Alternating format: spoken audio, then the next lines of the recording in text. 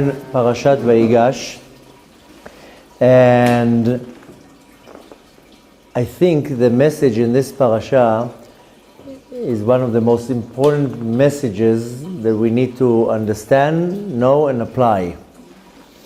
And we see in this parasha, again, we're still in the story of Yosef. This is spread on 4 parashot. And every parasha is the same question: how can Yosef behave in such of a way that he actually forgives the brothers? It's unbelievable. Every time you read these parashot, all of them, Miketz and Vayigash, Vayeshev, it's like, how can he do that? I don't know anyone that somebody does such a disgusting thing to them and they're fine and they just forgive. It's unbelievable. And it blows my mind every time again. And I told you that a few years ago, probably, I don't know exactly, around 10 years ago, I told you that we were involved in some business, and somebody, I don't think he really deliberately did it, but he really tricked us for a lot of money. And a lot of money.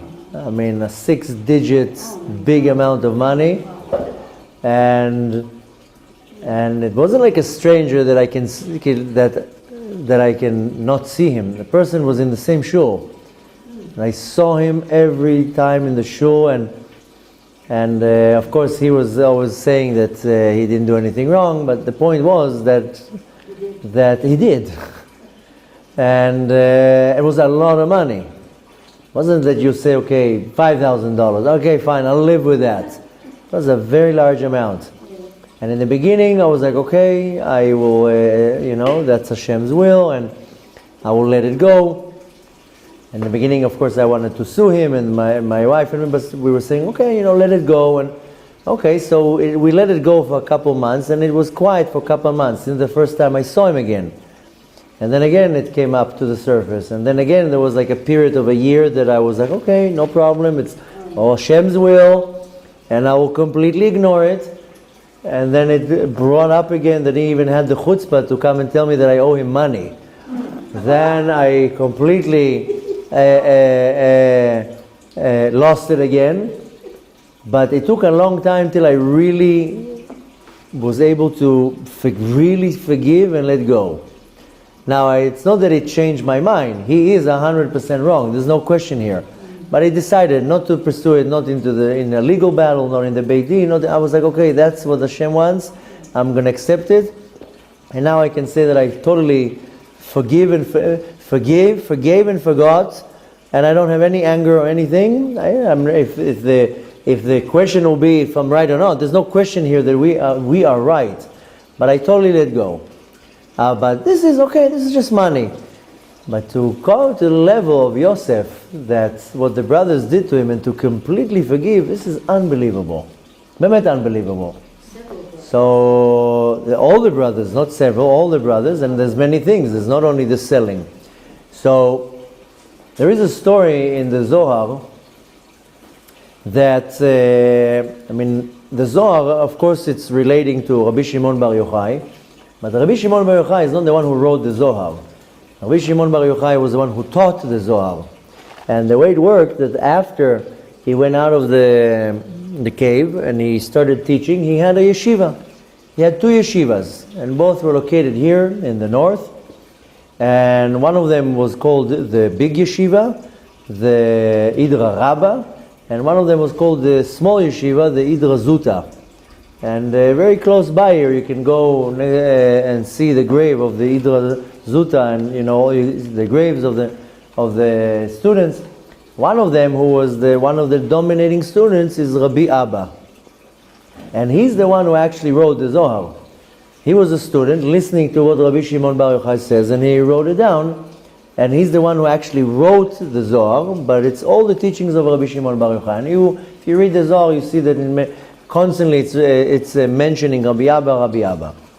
Rabbi Abba says in the Zohar, in one of the stories, that one time he went to the city of Lud, which is about, 150 kilometers south from here, close to Yerushalayim. And as he was going into the city, he saw an individual sleeping. I mean, I guess at the time it was pretty common. You're tired, you take a nap. So the person was like leaning on the tree, sitting down and sleeping. And suddenly he sees a big snake coming down from the tree and about to bite him. And as he's about to bite him, a branch falls and kills the snake. He's standing there all stunned. Wow, look at that, what a miracle. He doesn't even know that a miracle happened to him. And how he was saved. And not too long passes, and the person gets up and he wants to come and tell him, you know what a miracle just happened? And where he was standing, the ground kind of like broke and was like a little, how do you call it when not an avalanche, but something like an avalanche, and the ground like broke and everything fell, and he somehow tripped and he fell on the ground, nothing happened. Rabbi Abba comes and tells him, what are you? Must be a hidden tzaddik. I just witnessed with my own eyes how twice you were supposed to die and some force saved you. You must be a hidden tzaddik. Tells him, no, I'm a regular person. He says, no, it can't be that you're a regular person. What I saw with my own eyes is not normal. So he says, no, I'm not a tzaddik. So he tells, so you must be doing some very special mitzvah. That's what I saw. So he says, you know what? I do have one mitzvah that I can tell you that I do. And he says, I never go to sleep angry. I always let go. And I let go from anything that anybody ever did to me. It doesn't matter if it's their fault or not. I take to consideration, maybe they had a bad day. Maybe I caught them in the wrong time. Something happened, and I always forgive everybody. Before I go to sleep, I never go to sleep angry. More than that, I make sure that anyone that does something bad to me, I do something good to him back. This is called a gomel chayavim tovot. This is a common thing when somebody travels from a continent to continent. There's a certain blessing that we say, birkat gomel. When somebody becomes healthy after a sickness, somebody comes out of jail, and then the way we say the bracha is hagomel lachayavim tovot, that he rewards somebody who is in deficit something good. So this individual tells him, I always make sure that even somebody did something bad to me, I do something good to them.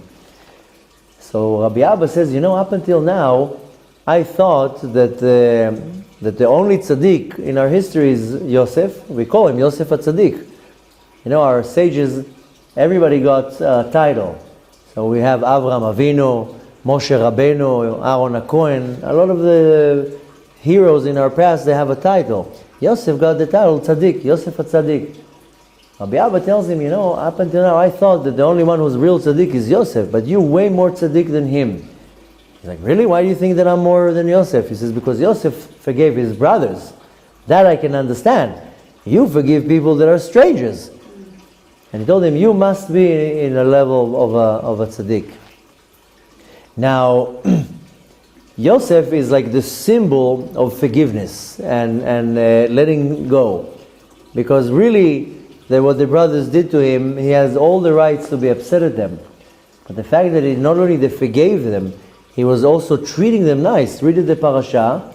He actually sustained them and their families for the rest of their life. He says, not only that I'm not upset, you don't have to work anymore. I'll pay all your expenses, all your trips, whatever car you want. You just come to me and I sign the check. So we all wish to have a brother like that just tells me, just do whatever you want and I'll pay the bills. So Yosef is the symbol of forgiveness and charity and being kind.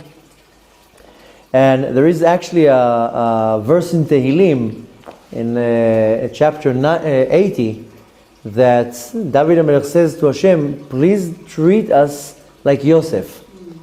Not like how you treated Yosef, how Yosef treated his brothers with such compassion and forgiveness. And David HaMelech is saying to to Hashem, treat us the same way, like Yosef Avinu. So, now the thing is that we know about the good Yosef, that's half of a story. There's also the other half, that Yosef in the beginning was not so good. I mean, he was treating them not so nice. And he was kind of playing games with them.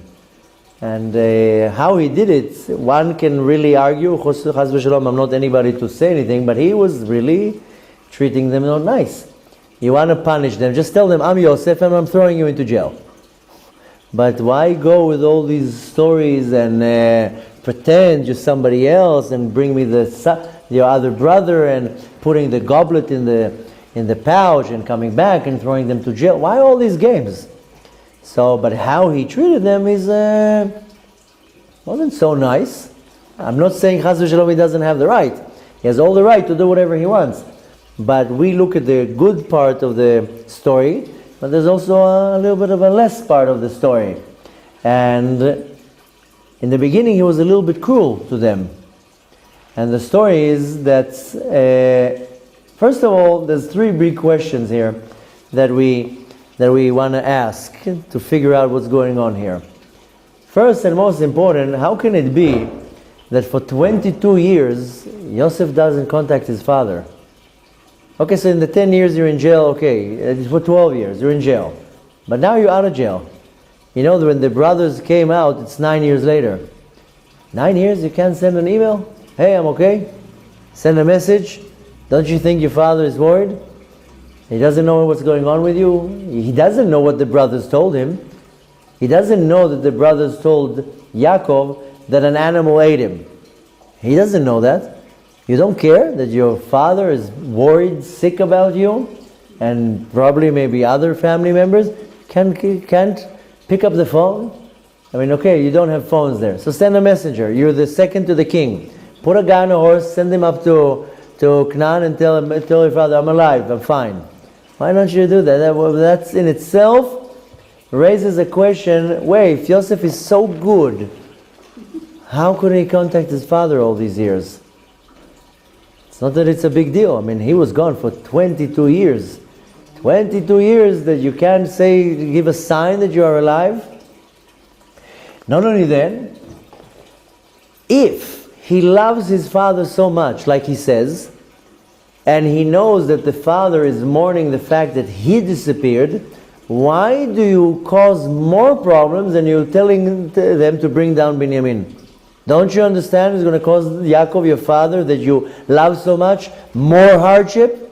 What's this game? Just tell them, I'm Yosef, I'm angry at you, I'm putting you to jail. Or I don't want to talk to you.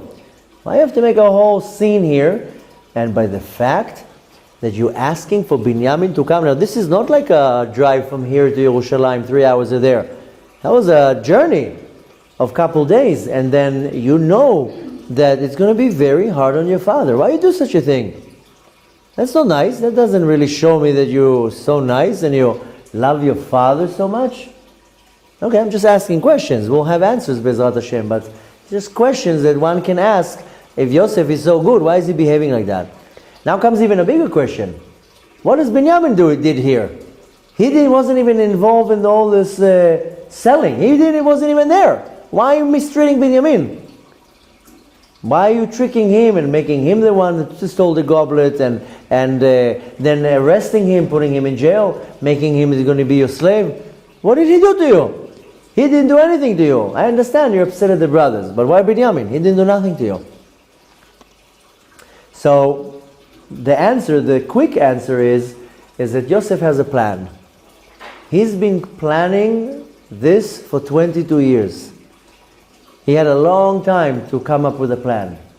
He was in jail for 12 years.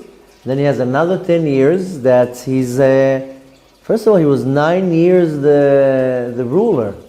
7 years, if you remember, go by the dreams from Miketz. 7 years that he predicted that there's going to be the famine. And another 2 years before they started... 7 years of the time of prosperity, then everything was good. And another 2 years into the famine.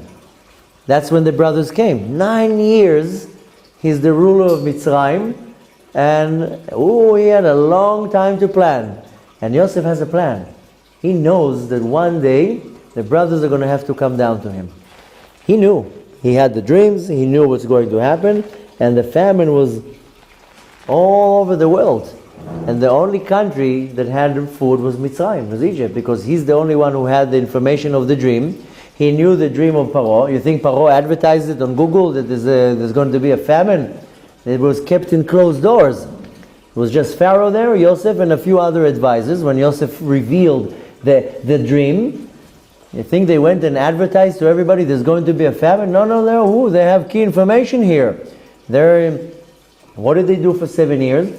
They especially planted much more crops. So they have even more crops. It even says in the Parasha, it was so much they stopped counting it already.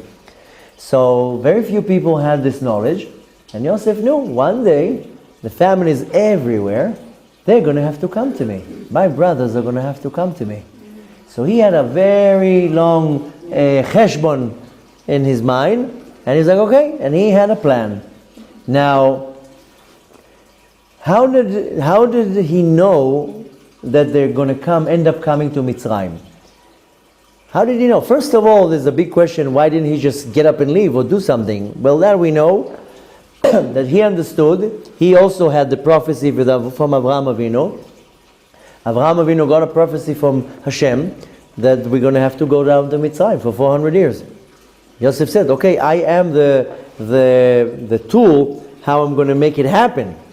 So he says, I can't leave Mitzrayim. I'm actually happy that I'm here because I'm preparing everything. They actually end up staying only 210 years instead of 400 years. But Joseph knew he can't leave. He knew he has to be there. So he was waiting for the brothers to come to him. And he knew one day the brothers will have to come to me because there's not going to be food anywhere. We're going to be the only place in the world that has food. They're going to have to come here.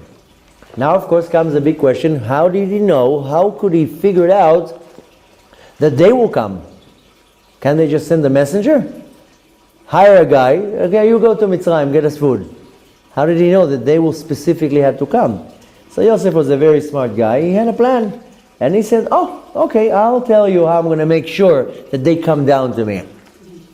It says in the Midrash, this can be found in Midrash Rabbah, that Yosef, he was the second to the king, he had the power. He made 3 decrees. And according to these 3 decrees, he's securing the fact that the brothers are going to come down to him. The first decree is that a slave cannot come into Egypt. You can't send your worker to come and do anything. You have to come with your Teudat Zehut, with your ID, and you have to enter yourself. You can't send somebody. You can't hire somebody. Nobody can make a business there and start bringing food for people. You have to come yourself. More than that, you cannot take more than 2 donkeys. That's the most you can take of all food. It's going to, and if it will run out, then come back again. Or you come down with the sefach. You know the Teudat Zehut has the sefach, shows how many kids you have. Come down with your ID. Let's see how many kids you have. I'll tell you how much food you need. You can only take food for you, your wife, and your kids. You can't take food for your neighbors. So the rule was, you cannot take more than 2 donkeys worth of food. And if you ran out of food, come down again. I'm not giving you. You can't. There's not going to be merchants here. I'm not giving any business opportunities that people say like, okay, let me haul merchandise. No, you come and take it yourself. And the third thing is that you have to come with ID. I mean, they didn't have ID then, but that's my joke. But anyone that walked into Mitzrayim had to state their name, their father's name, and their grandfather's name. And there was immigration. What do you think? Only when you go into different countries, there's a border with immigration? They had immigration too. Anyone who entered into the country, show us who you are. They stopped them right away. And the person had to come and tell their name, their father's name, and their grandfather's name. Now, Yosef appointed his son Menashe to be in charge of the immigration department. And every day they would get lists who entered into the land from all different directions. And he told Menashe, when you see a Yehuda, the son of Yaakov, the son of Yitzchak, or you see a Shimon or a Levi, or you tell me, I'll know when they're coming. So just imagine, Mitzrayim is not like a place with a few donkeys and a camel. It's exactly like I would compare it to the United States today, just that they didn't have iPhones. That's it. But they were pretty sophisticated. They had a database of what's going on. So, Menashe was appointed to know, and came the night that Menashe came to report to his father that they have come. They entered. They came in. I have the names. Now Yosef was like, good. Now my plan is coming to fruition. I've been planning this for years. I changed the rules of the land because I am doing all this so they will come to me. Now they made a mistake. They made a mistake that they entered the land through 10 different gates. Yaakov told them, don't go all together because you're all, strong men, you're handsome men. He was afraid that there will be an evil eye on them and they will suffer from that. So he told them, go from all different gates. And that's where they messed up. Because now Yosef has a cause. Yosef it was much better than what he was planning. They actually gave Yosef a reason to tell them, oh, you're spies. They told him, no, we're not spies. We're regular people. We just came to get some food. He tells them, no, you're spies. Because I saw that you came from 10 different gates. If you're just simple people and you're honest, you would come all from one gate and you'd come, like you said, to get your food. But since each and every one of you came from a different gate, I understand from that you're coming to check out how to conquer our land. And you're still scouting the land, you're spying to see our security, how we're parked here, and you're coming to attack us, and you're spies. Therefore, I'm going to put you in jail. So that's when they messed it up. And of course the story comes that they come to him, and right away, he doesn't even talk to them. Right away, he tells them, you're spies. And of course they start fighting for their right. No, we're not spies, we just came to take some food. Long story short, I don't even know why they said that. They don't even know why they said that. But they said, no, we're all the sons of one father, and we have one brother that is back with the father, and then we have another brother that is missing. So he told them, oh really? You have another brother? Bring him down. I want to see him. What do you mean bring him down? Now they got they're stuck on their tongue. And he tells, I want to see them. And he takes Shimon and he arrests him. Now you have to understand that every little thing that he did is precise and accurate, and everything that they did to him, he did to them. They threw him in a pit, he threw them in a pit. They called him a spy. He used to go to Yaakov and tell Yaakov that he tells on them. He told them that they are spies. Everything that they did to him, he did to them. And then who's the one who threw him into the pit? Shimon. Shimon was the one who took charge there. So he threw him into the pit. And then he says, you can go. You can all go. And don't come back here without your 11th brother. And he knew that at some point, even if they don't care about Shimon, even if they'll practice the same attitude, what they did with him, total disregard to their brother, he says they'll still have to come back here at some point to get food. There's going to be another 5 years of a famine. Either way you're looking at it, they will have to come back down here. And he told them, don't show your face here without Binyamin. Now, they're turned around and they're going back to Yaakov. Now, comes again another question. Okay, I understand that you have some issues with the brothers, but why? What's your issue with Binyamin and Yaakov? Why are you being mean to your father now and to your brother? They didn't do anything. Just be mean to the brothers that threw you into the pit. Be mean to them. Arrest them. Why are you making a show here? Now you're gonna have Binyamin come. Yaakov is going to be sad. Why are you doing that? What did they do to you? That's not nice. Now, of course, the answer is that Yosef remembered his dreams. Remember, we talked about it last week, that right when he saw them, the verse says that he remembered the dream, and then he became mean to them. So, but it doesn't say in the mean that he has to be mean to them. In the dream, they were just bowing to him. But the dream wasn't perfect, because in the dream there was 11 brothers bowing, and the father and the mother, the sun and the moon, and the 11 stars bowing to him. He says, yeah, I'm missing one. I'm missing Binyamin. They all have to be here. There are only 10. He says, okay, the dream is still not completed. So in order for the prophecy to be accurate, then I need all of them here. So he needed to trick it in such a way, to manipulate it, that Binyamin will be there. So all the 11 are going to be there bowing to him. And then of course later on Yaakov. So now comes of course the question. In the beginning, Yaakov didn't send Binyamin. He told him, I'm sorry, he's staying here. Let Shimon stay there. And which is another big question. How did Yaakov allow for Shimon to stay in jail? And he says, no, Binyamin is not going anywhere. He's staying right here. Now of course there's the question, why Yaakov didn't want Binyamin to go? Because Yaakov says, listen, this part of the family, they have bad luck with traveling. Because Binyamin and Yosef were the sons of Rachel, and the other 6 were the sons of Leah, Shimon, Levi, Reuven, and Yehuda, and so forth. And then there were the other kids. But from Rachel was only Yosef and Binyamin. And Yaakov says, this side of the family has some type of karma with traveling.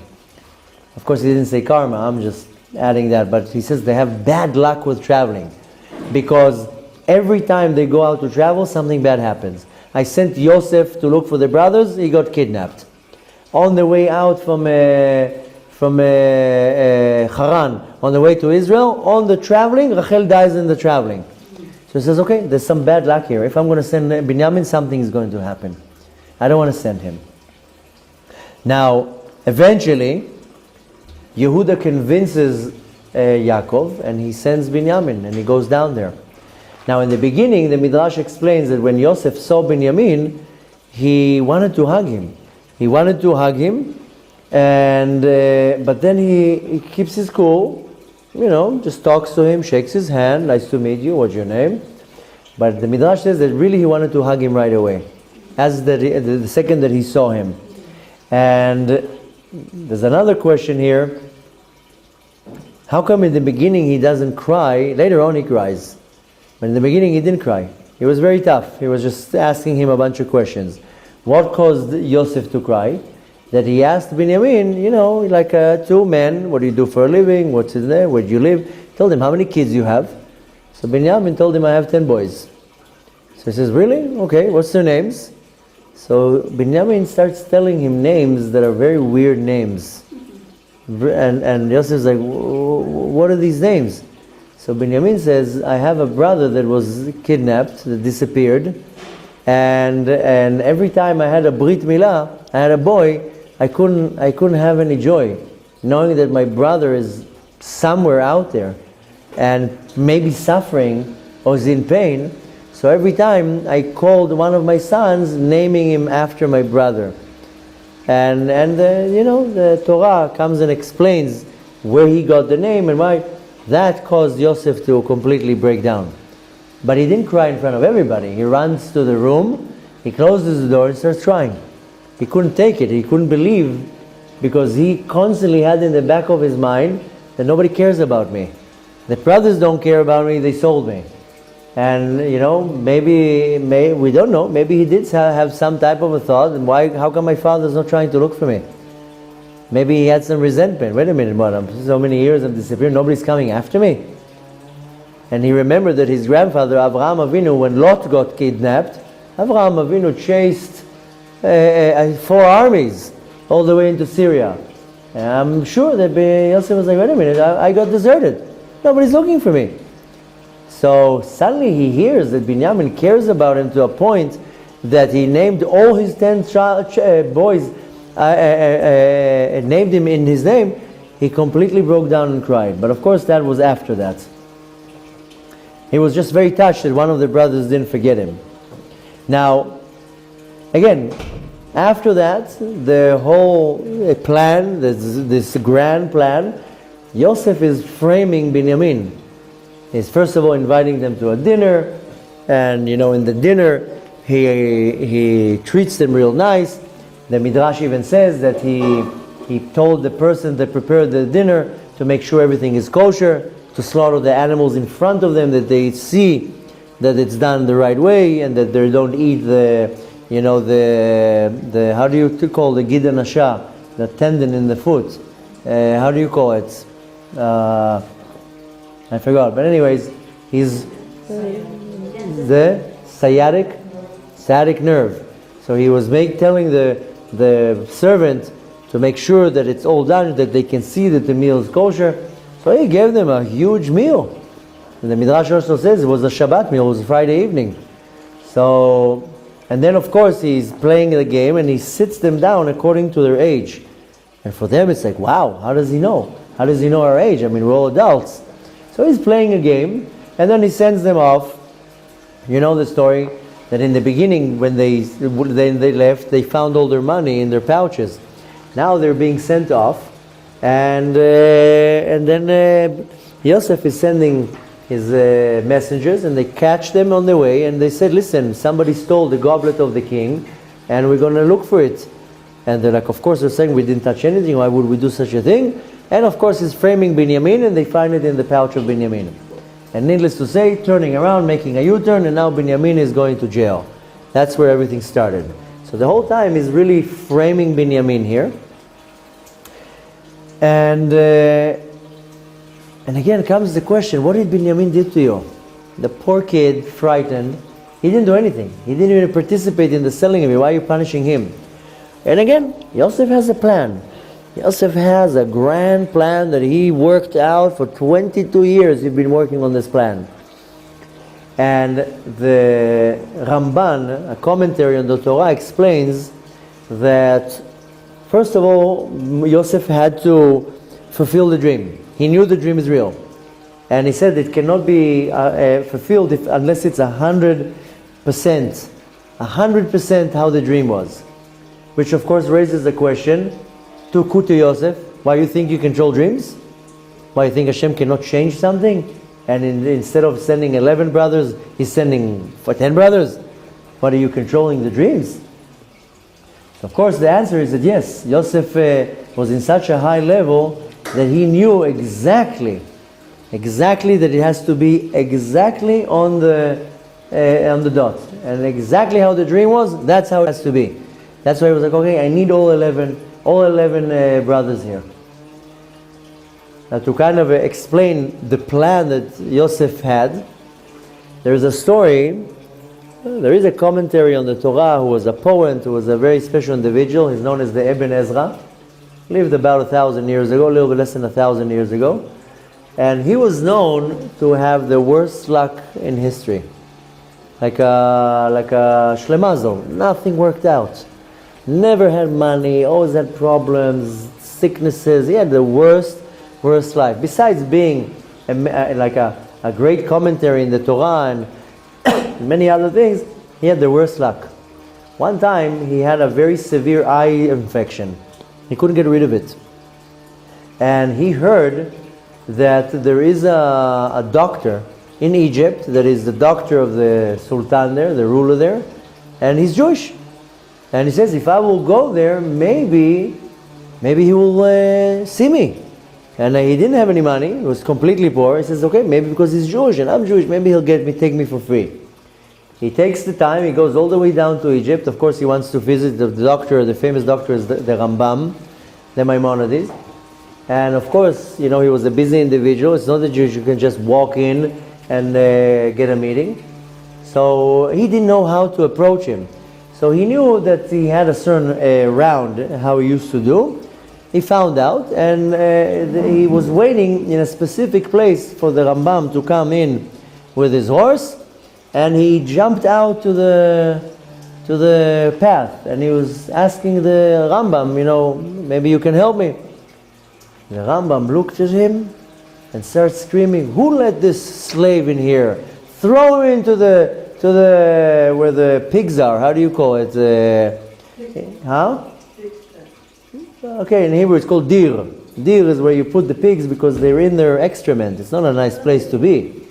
So he tells, who allowed this slave to come out? Throw him in the dir where the pigs are. He gets thrown there and he's so devastated. he can't stop crying. He's crying and crying and he cannot believe it. I came all the way down here. I don't have money. My life is the worst. I can't take it. And he can't even see me. He doesn't even give me the time of day and he's crying. He can't stop his crying. For 2 hours he's crying and crying and crying and crying. Suddenly he feels, wait a minute, the infection, hey, I can actually start seeing. Then the Rambam walks into him, gives him a big hug, a big kiss, and tells him, come, wash yourself, let's get yourself all cleaned up. He tells him, what's going on with you? A second ago you threw me to the where the pigs are, and now you're cleaning me and hugging me? He tells him, listen, I saw you, and as I saw you right away, I saw the infection in your eyes. So I thought, what would be the best way to make the infection go? Then, the salt that is in the tears, if it would run long enough on your infection, it will cure the infection. So it's not only the salt, there's another substance. The mineral. Which is against bacteria. Yeah? So 100%. So he says, so I had to make you cry. And therefore, now you're cured.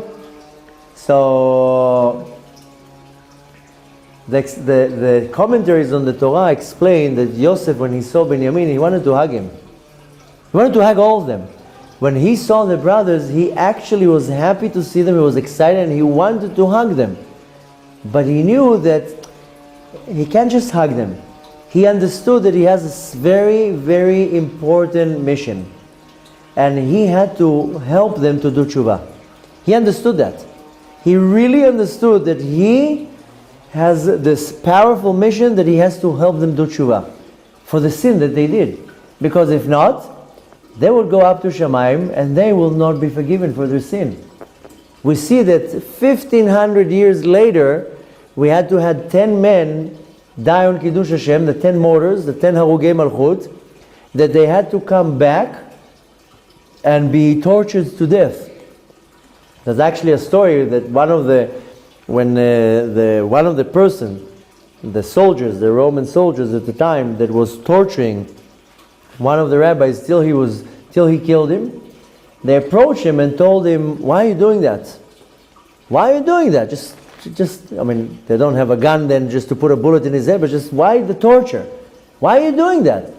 And he says, the soldier says, that it says in your Torah that if you steal a human being, the penalty is death. It's talking about in Aserta Dibrot about not to ignore, not to steal. That if you steal a human being, like kidnap somebody, the penalty there is death. So it says in your Torah, and your forefathers 1500 years ago stole the brother, and now that's the punishment they get. 10 souls had to come down. Here, 10 souls of giants. Rabbi Akiva was one of the martyrs, one of the Harugei Malchut. And he says, no, the sin was not rectified. 1500 years later, 10 souls had to be murdered for that. Yosef understood that he has to make them do tshuva. If not, they will be in bigger trouble. So it was up to him. He could just hug them and forgive them, but it wouldn't make any difference.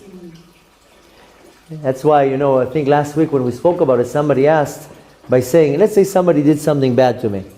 And I'm not waiting for the person to come and say sorry. I'm just going to forgive that person. I'm going to say in my mind, the person is under pressure, he had a bad day, whatever. I'm forgiving that person 100%. Does that person still need to do tshuva? Yes, of course. The fact that I forgave him, that's great. But he still has to do a rectification. He has to do tshuva for the bad action that he did. Yosef knew he has to make them do tshuva. It's up to him. And if not, they're going to be in serious trouble. That's why he started planning there that he had this whole plan that he said, I'm going to cause them to see if they're willing to rectify what they did. Me, they sold. I'm going to put them in a situation to see if they're fighting to save one of their brothers or not. Now, if they're not fighting to save one of the brothers, then they didn't do tshuva. but I'm going to make it in such a way that they're going to understand that they need to do tshuva, to bring them to a point that they have to fight to save the other brother. And that's exactly what happened. He manipulated it in such a way that he threw them into jail. Now they didn't know the plan. In jail they started doing tshuva. What did they say last parasha, what we read? That they said, okay, this whole headache now is because what we did 22 years ago. It's haunting us now. And they understood they need to do tshuva. Now when they saw this whole plan with framing Binyamin, is they wanted to see if they're going to come and fight for him. And why specifically Binyamin? Because he's also a son of Rachel. They had this jealousy that Rachel was the favorite of Yaakov, and the sons of Rachel, Binyamin and Yosef, they had some type of, they weren't happy with them. So specifically he did it to Binyamin. He wanted to see if they will fight to get Binyamin. So he framed him and arrested him. Now they wanted to see. He wanted to see if they're going to just be like, you know what? They had the perfect alibi. They literally had the perfect alibi here. With Yosef, they had to come up with some theory. They could have gone up to Yaakov and say, listen, the king in Mitzrayim, he arrested him. We're good to go. We didn't do anything. They had it prepared in such a way that they could easily make a U-turn and say, no, we didn't do anything here. He wanted to see how they're going to react. Now when he saw that they did tshuva and they were fighting to get Binyamin, now they did tshuva, they're not giving up the younger brother, now I can tell them who I am. Now you have to understand what was going on in their mind, these 10 brothers. For them was a rerun, because they did the whole mistake by throwing Yosef into the pit, and then they didn't want to kill him. They said that we shouldn't have his blood on our hands, so let's sell him. But they lived with the sin for 22 years. And deep down inside, I'm sure it bothered them. Maybe this, maybe not. But they obviously didn't do tshuva. Now they're finding themselves in a rerun. Oh my gosh. Now we have to go back again to our father and tell him that another time, another son is disappeared. In the beginning, we made up a lie and we came up with this theory. Why would our father buy it again? Again, we're going to have to come up to our father and invent some story and say why his other young son disappeared. For them it was a rerun. You know, the Rambam explains that when do you know that really you did tshuva? How do you know? We're all about tshuvas, right? How do I know that I really did tshuva? That my tshuva was accepted? The Rambam says the Kadosh Baruch Hu puts you in the same place. I mean, the way how Rambam says it, same place, same woman, same sin. That Hashem is going to put you in the same scenario and see if you're going to sin with it again or not. So the way how Rambam says, he says, Oto makom, oto isha, oto chet. He's going to put you in the same place, with the same woman, with the same sin, to see if you will go again to the sin, or if you said, no, that's it, I had enough with it.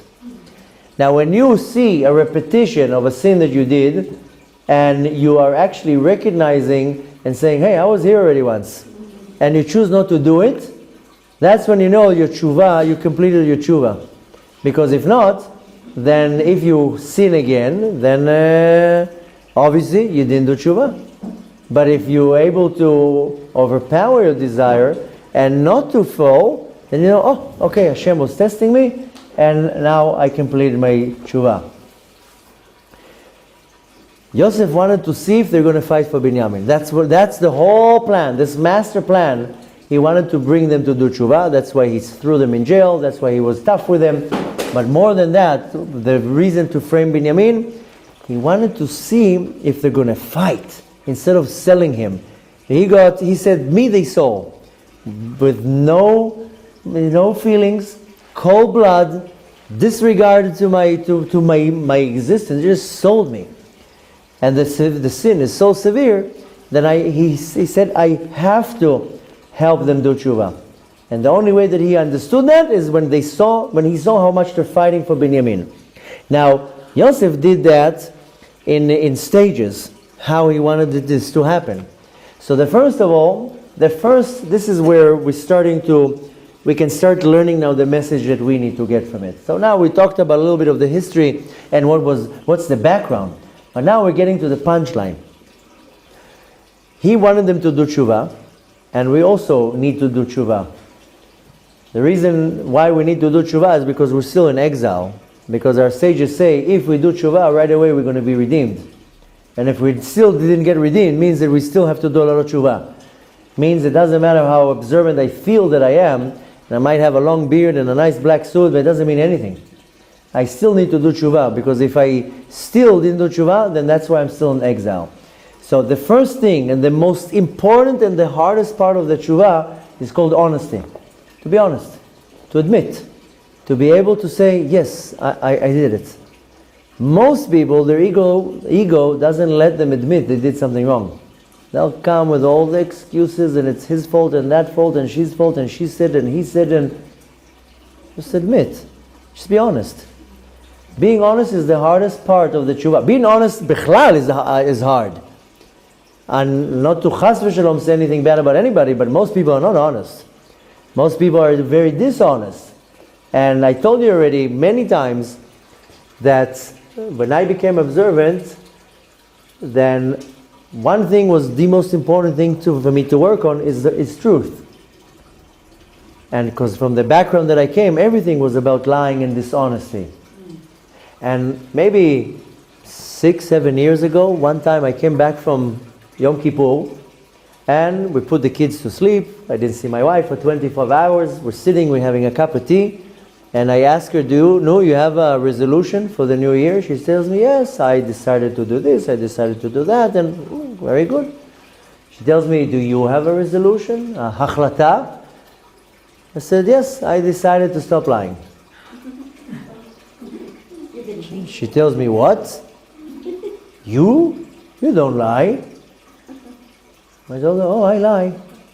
I lie a lot. Every day I lie. I lie to you, I lie to everybody around me, and you know what? I also lie to Hashem. And worse, I lie to myself. I decided no more lies. So I bought myself a little booklet, something like that, like what Esther has, this size. And every time that I would lie, I would write the lie and the hour. And came the end of the day, I would sit on my bed and say Kriyat Shema al Hamita. I would pull my little notebook and I would find 30, 40, 50 lies. And nonsense. Real nonsense. Not like big lies, me tricking somebody out of their will. Nonsense. How many times you're driving, you're on the way to a meeting, the GPS tells you there in 20 minutes, now you're already late, and the person calls you, where are you? I'm there in 5 minutes. No, you're not. You're there in 20 minutes. Just tell them the GPS says 20 minutes. I left late. I'm going to be late.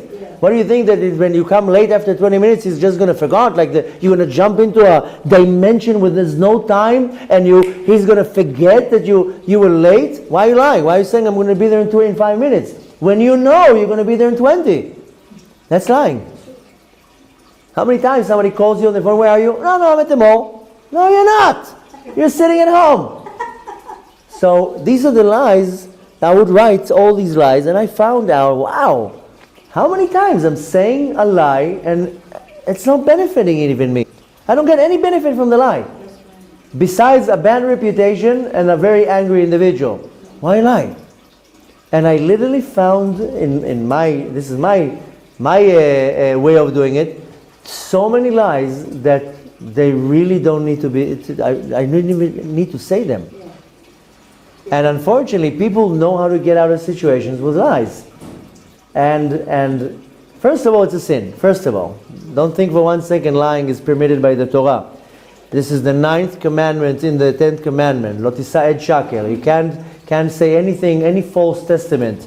That's a lie. You're not allowed to lie. But more than that, what benefit does it do to you? Besides the fact that Hashem cannot stand lying, because you're basically taking the reality of Hashem and you're distorting it. If Hashem made me late, and I'm now trying to somehow distort it, I'm taking the reality of Hashem and I'm not agreeing with what Hashem decided. That's how bad lies are.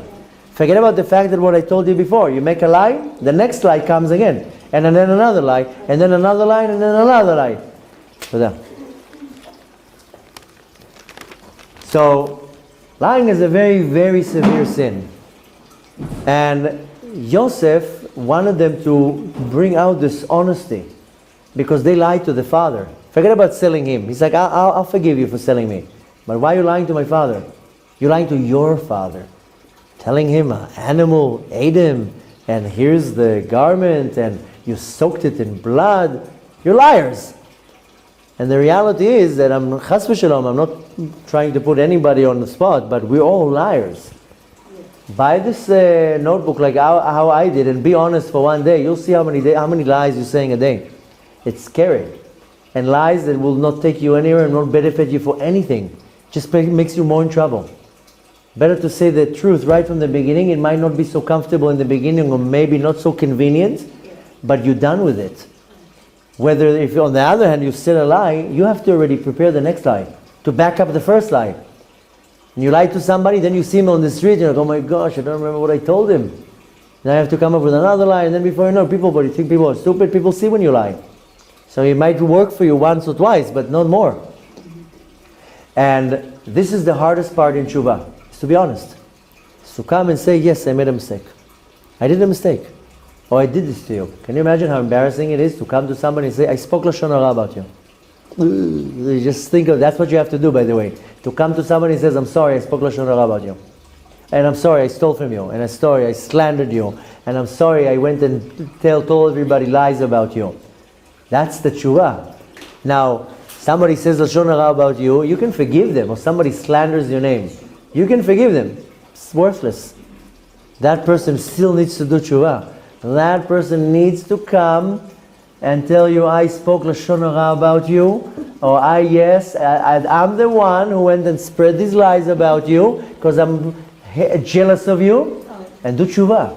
And if not, you're going to have a serious problem. That's why Yosef was like, I got to put them straight. They're going to have a severe problem. So the hardest part of tshuva is being honest. So first of all, he wanted them to be honest. And how did he make them be honest? That he told them, you're spies. In other words, you're liars. That's what he told them. What did he accuse them? He accused them that they're spies. But telling them, in other words, you are liars. You lied. And he wanted them to realize, wait a minute, we lied. We lied to our father. And the whole thing here, 22 years you live in a lie. Every time you go to say hello to your father, you know that Joseph is alive. Maybe not by now. And you're lying over and over and over. 22 years you're lying to your father. It's not that you lied to him once. So he told them, you are spies. You are all liars. That's why many times, people sometimes get offended by how I talk. Don't get offended by how I talk. I'm Israeli. My language is not so refined. And maybe the other day somebody told me, you offended me, you spoke in a certain way. I told him, that's how I speak. I'm not offending anyone. I'm not, my speech is not so soft. I'm not trying to hurt anyone.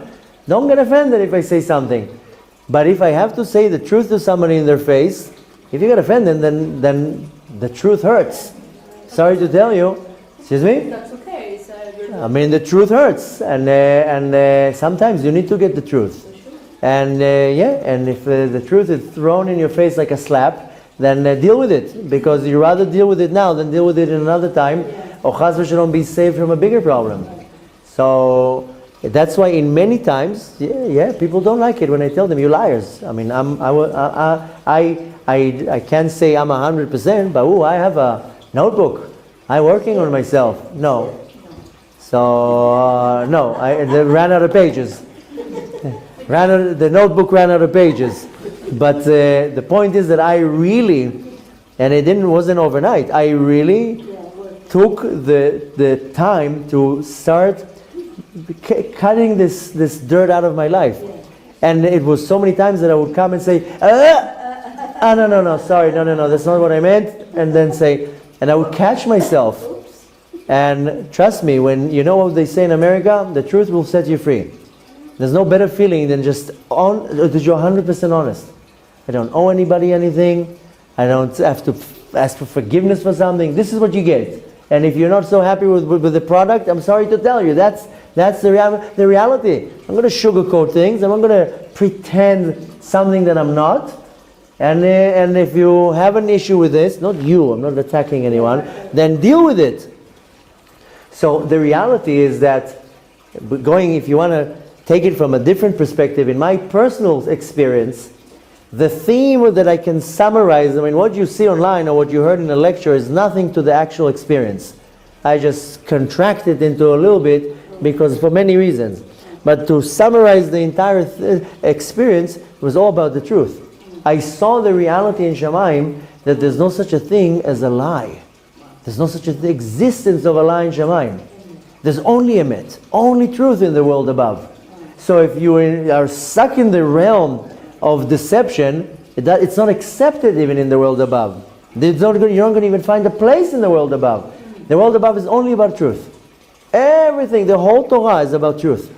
When the children of Korach fell into the pit, then a little cliff came out and caught the sons of Korach because they did tshuva, and they said out loud, Moshe emet, v'Torato emet. Moshe is the truth, Moshe is the truth, and the Torah is the truth. It's all about the truth. It's all about the emet. And the more the person goes on the path of emet, titen emet leYaakov, then the person will not have a problem in the world above. And if a person, their entire reality is about lying, they're gonna at some point meet a very harsh reality when they reach to the next world. Same thing with Mashiach. Even if you survive to see the coming of Mashiach, Be'ezrat Hashem, we should all see it with our own eyes. But you think a liar can stand next to Mashiach? The person will not be able to exist standing in front of Mashiach. Mashiach is going to be the epiphany of emet, of truth. Nobody will, if somebody has some type of dirt, he's not going to be able to stand next to Mashiach. He's not going to be able to dwell next to him. So it's all about emet, and this is the hardest part in tshuva, is to realize, wait a minute, it's all about coming clean. Coming out and saying, yes, I did this, I did that. That's why 3 times a day we bang on our heart, Hashamnu, Bagadnu, Gazalnu. Why do you think we do that? I think I need to confess to Hashem what Hashem doesn't know. He's the master of the universe. He knows my thoughts, He knows everything. I need to confess to Him. I'm confessing to myself. I'm bringing the truth to the reality and out to the open to saying, who am I kidding? I steal and I cheat and I lie. That's why I do it out loud and I bang on myself. Yeah, I'm the one who did that. Yosef said, no. I'm going to make sure that you understand that you're liars. He told them straight to your face, you're spies. In other words, you are liars. Now, Yosef wanted to put him through the same situation. So, exactly what they did to him, he repeated it. They threw a child, he was 17, into the pit, so he took Binyamin and threw him in the pit. And then, they had to go again to their father without a child. He did that again to the same thing he did to them. Go, without you leaving him here. They had to go and explain to the father where's the child. He did the exact same thing. Now go back to your father and let's see if this time you will lie. Now we'll see. And the fact that you're going to bring Binyamin down, I see that you didn't lie to your father. But he orchestrated in such a way that he puts them in a rerun. So they can be like, oh my gosh, this is a rerun. We had that 22 years ago. Now again, that's when he made them really do tshuva. They realized at that point that they were saying, we saw this movie already. We were there already. This is a rerun in our life. So he really wanted to do what's called midah keneged midah. A measurement for a measurement. Why? Because when you see in your life midah keneged midah, measure for measure, that's when you realize there's a God. That's how Hashem puts us on the right path. He shows to us in a very obvious way that there's a din and there's a dayan. There's a law and there's a judge. I can guarantee to you that all of us, if you really look back into your path, doesn't matter if you were born observant and you became a Baal Tshuva, you were converted, it doesn't matter. We're all Baal Tshuva. It's the same idea. And we all share a common denominator, that we saw some type of a measure for measure and realized, well, you know what? There's I don't like using that word, but a higher power in the universe. Something in the universe is controlling everything that I'm meeting the exact same thing that I went through. And that causes me to like, oh my gosh, how is it happening? And Hashem makes it very, very obvious that I meet it and I'm like, oh my gosh. I coming to a U-turn. So Yosef, he wanted to orchestrate this whole situation that they will realize the mistake they did. He said, I forgave you. I forgave you already when you threw me into the pit, because I knew that I have to go to Mitzrayim. Then I knew I have to become the second to the king, because you're going to have to come down to Mitzrayim. There's going to have to be the exile. Yosef knew. He already forgave them. But he knew that they still have to do tshuva. So he wanted to orchestrate it in such a way. Now, let me just finish. The questions they're getting me out of my... So if you can keep the questions to the end, then I'll give some time. You can answer everything. So we see in the book of Bereshit 4 domestic arguments that repeat themselves. And every time it starts an argument and it ends in one way. But every time it ends a little bit better. What's the first domestic argument we see in the Torah? Is Cain and Hevel. They had a little argument of a little piece of land. The whole thing was about real estate and about a woman. That's what the whole argument was. You have the whole world. There's 7 people in the world, and he's arguing on a piece of real estate.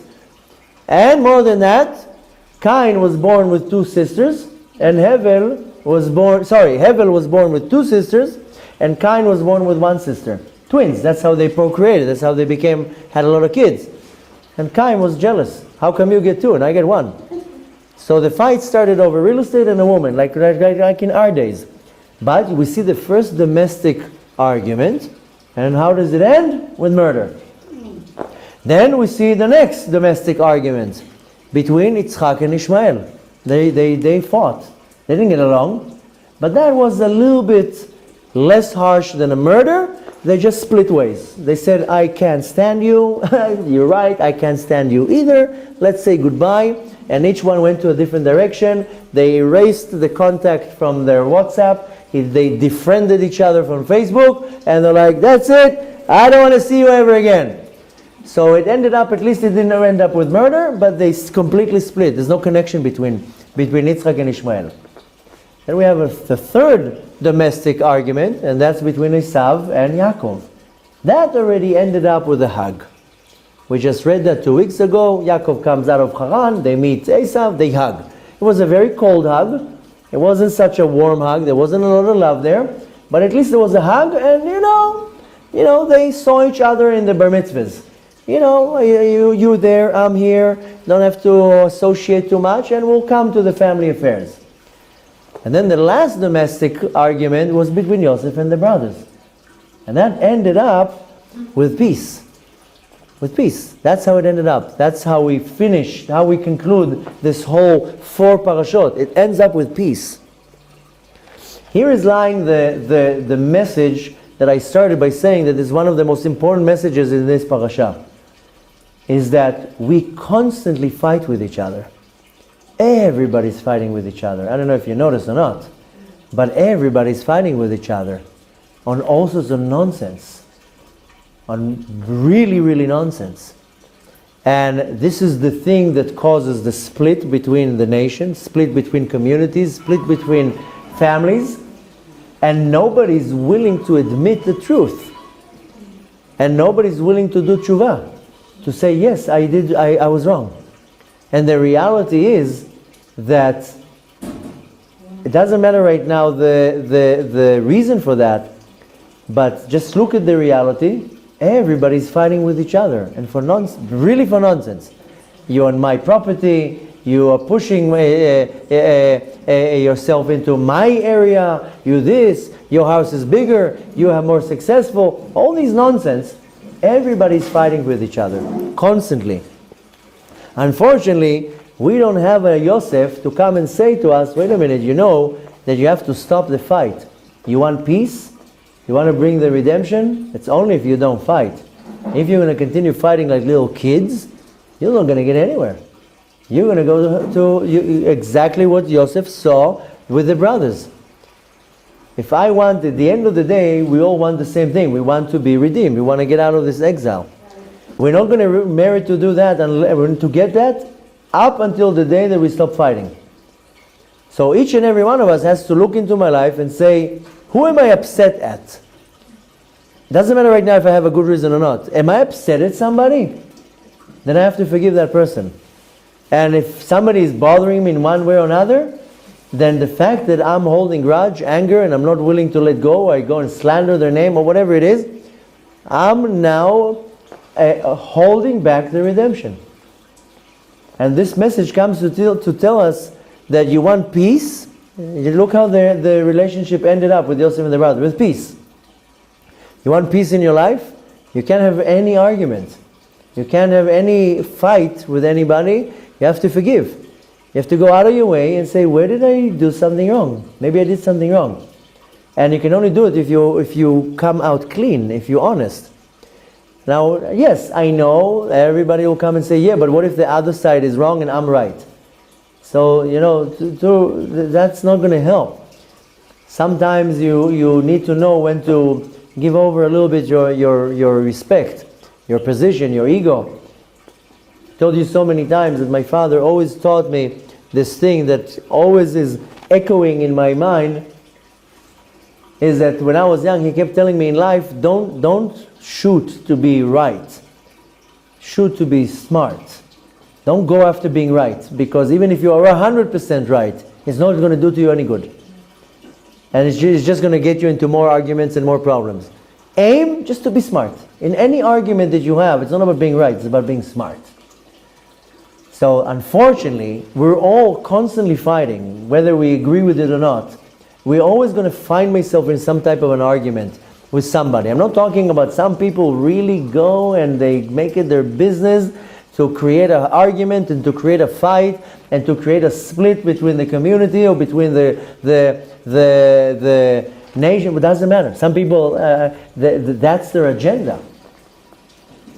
And some people are in such a bad place that they think that what they're doing is for the sake of Shamayim, that they're doing something good here.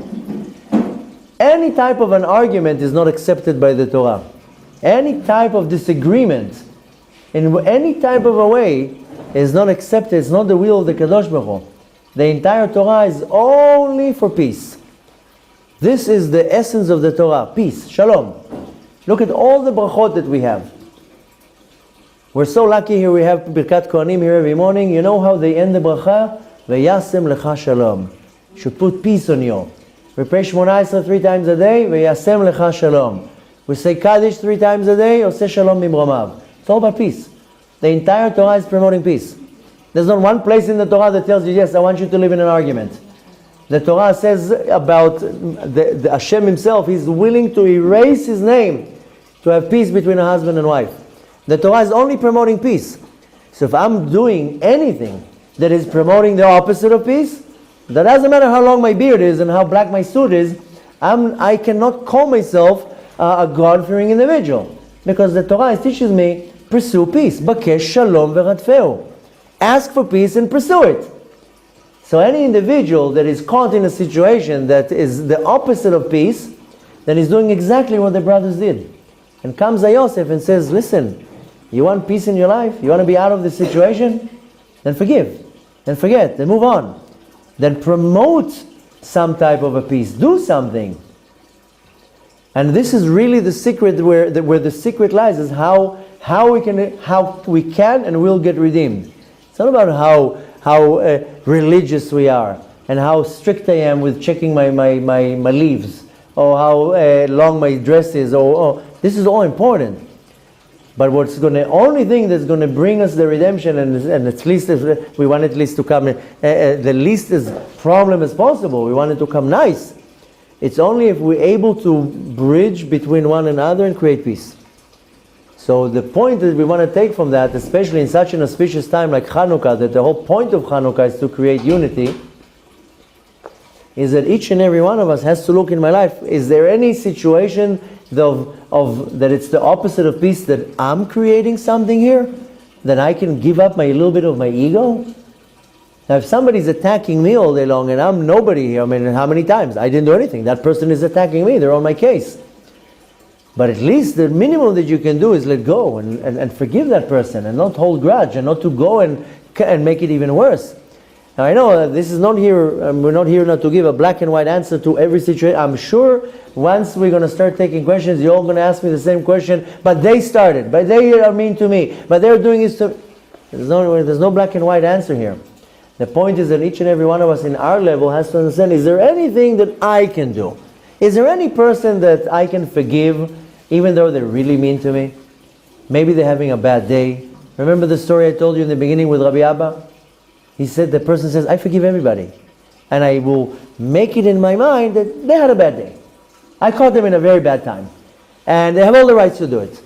And Hashem just sent them to me. So if I will live in the idea of how am I bringing peace? How am I bringing peace between a man and a wife? How am I bringing peace between me and myself?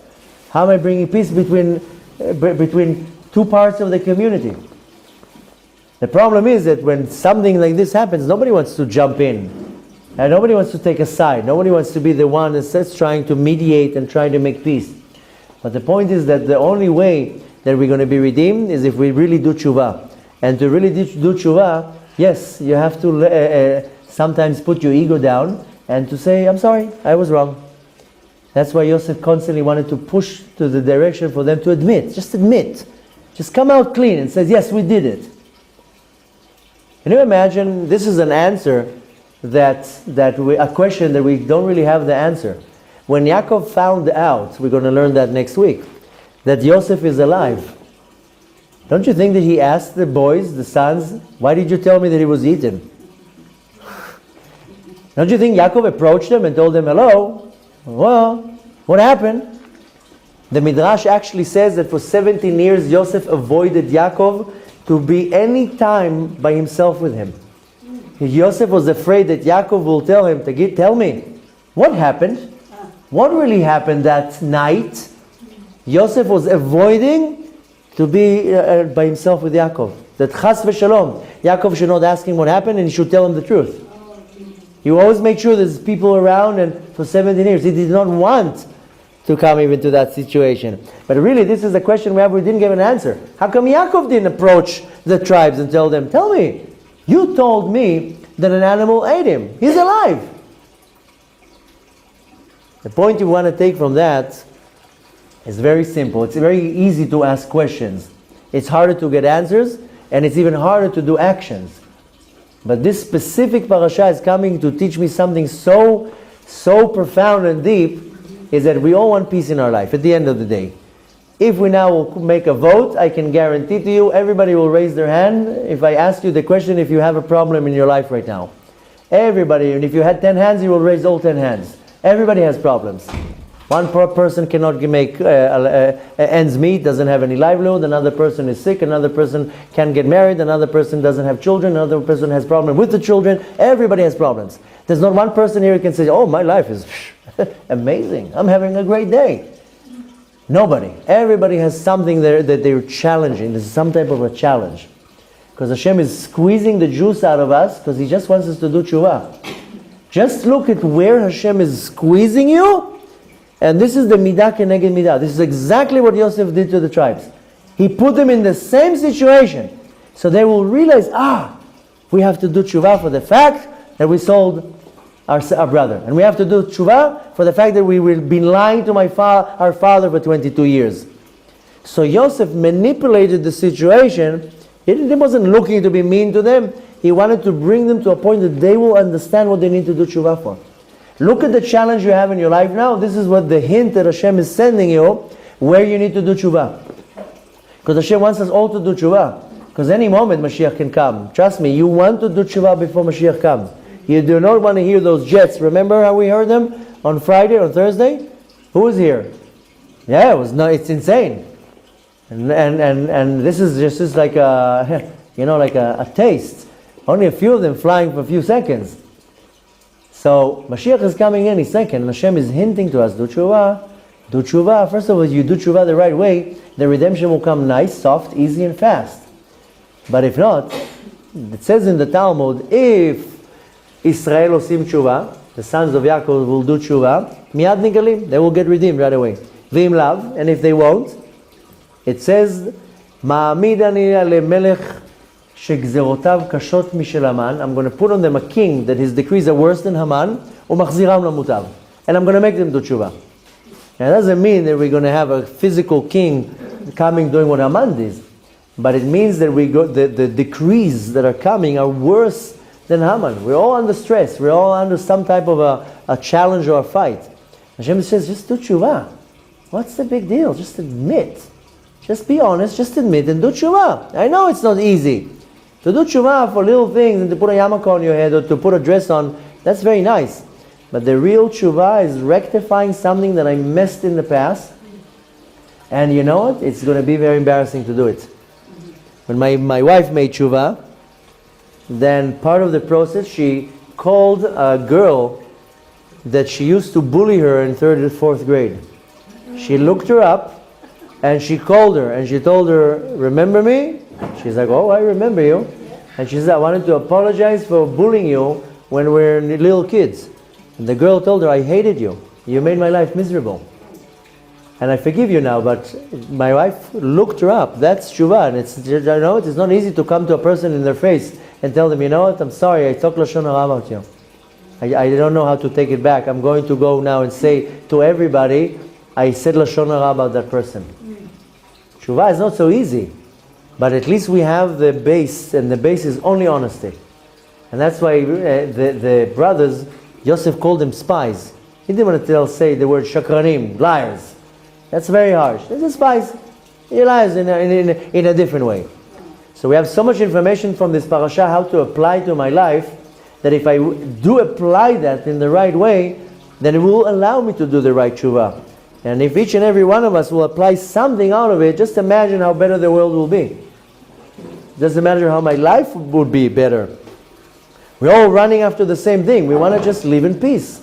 I don't care right now what car I have. Just 5 minutes of quiet. I just need like a half a day of quiet. Yesterday I made myself a cup of coffee after Shabbat. The kids were doing whatever they were doing. And my wife and me sat down 5 minutes. I didn't see her for like 3 months. I see her on the other side of the table. And we're just drinking, and the kids kept coming in and out. And she told them, just give me 5 minutes. I just want to talk to your father for 5 minutes. I'm not asking much.